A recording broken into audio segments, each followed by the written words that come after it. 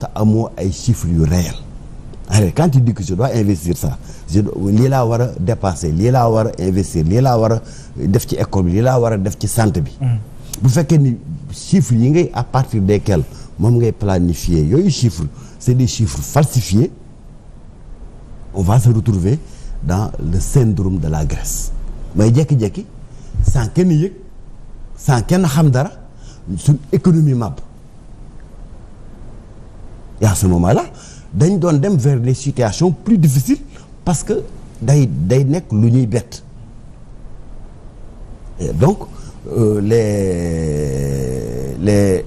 les mensonges d'État yi nga xam ni dañ cee nekk pendant très très longtemps heureusement que aujourd'hui donc le Premier ministre a pris l'option donc de la transparence vis-à-vis du peuple sénégalais d'abord avant les institutions pour que donc loolu alors docteur par rapport ak FMI qui demande quand même aux nouvelles autorités ñu daal di wane yan mécanisme la ñu teg pour ñu mën a xam ne dette yi nga xamante ne ñoom wax tudd nañ ko toll ci autour de 7 milliards dollars plutôt dañu ko nëbb ñu wax yan mécanisme la ñu def ba dissimuler li nga xamante ne moom moo di koppar boobu noonu su ko defee ñuy doog a mën a waxtaan li jëm ci beneen programme ñeel wàllu financement parce que bu ñu déggee li nga xamante ne peut-être moom la représentant FMI bi wax dafa wax li jëm ci wàllu dette boo xamante ne dañu nëbb mais ba tey duggul au fond dire que ne confirmé na li nga xamante ne moom mooy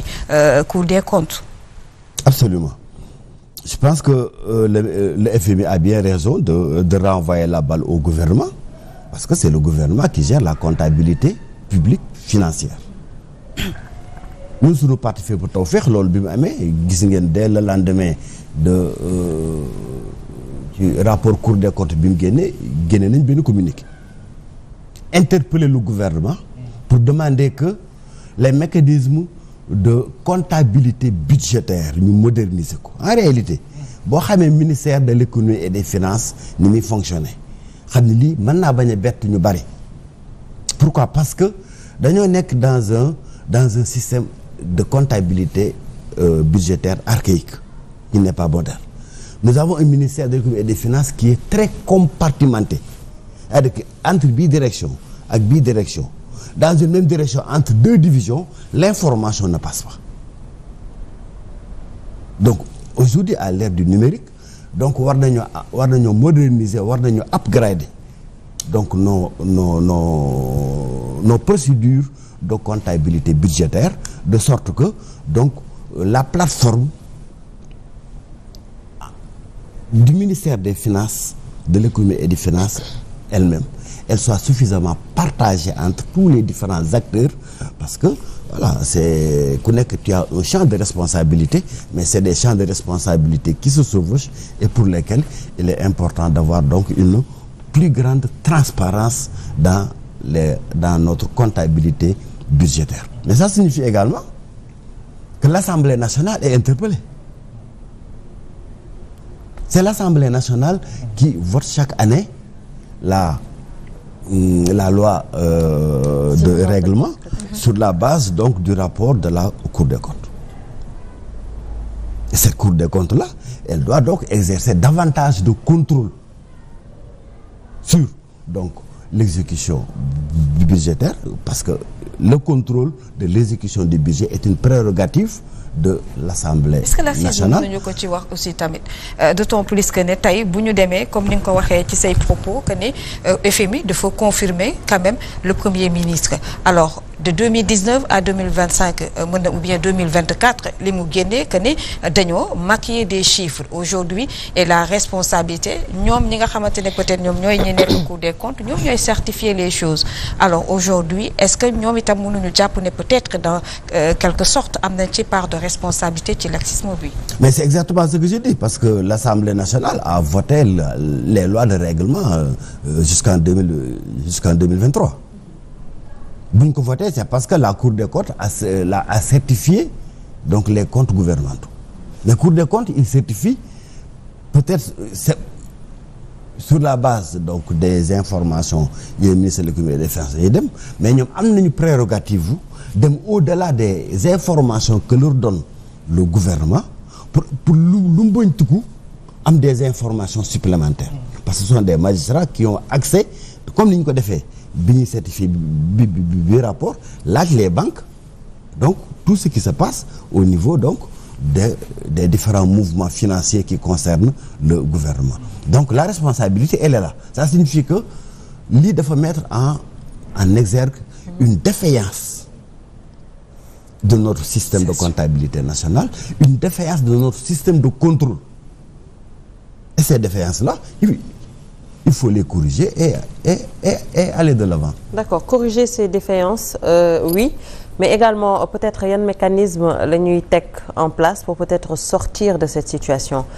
parce que lu mu ñu jural mooy peut-être cette vie chère qu'on est en train de vivre actuellement ak yeneen peut-être dinañ ci ñëw au cours du débat maintenant qu'est-ce qu'il faut faire peut-être pour génn ci situation bi de en tout cas ñu ngi dégg président di annoncer ay mesures mais lan la ñu mën a xaar concrètement.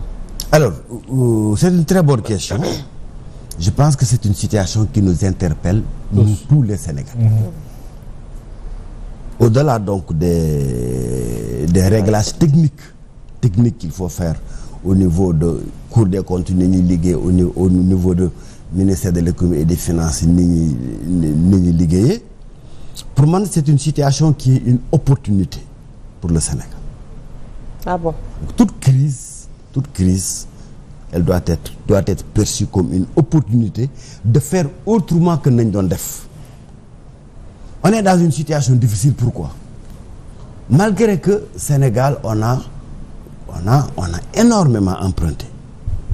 Malgré que on a eu une économie assez résiliente. Malgré que nous avons fait des taux de croissance assez appréciables sous l'ancien régime, la pauvreté est là. Les ménages sont comprimés. Sénégal dafa métti surtout ci néew gi dafa métti ci kaw gi dafa métti ci Sénégal amul liggéey les jeunes sont au chômage donc nous sommes dans une situation de véritable crise économique et sociale. Cette crise elle appelle quoi? Elle appelle d'abord à revoir notre modèle de développement pour avoir une économie beaucoup plus inclusive que bu ñu nee am nañ croissance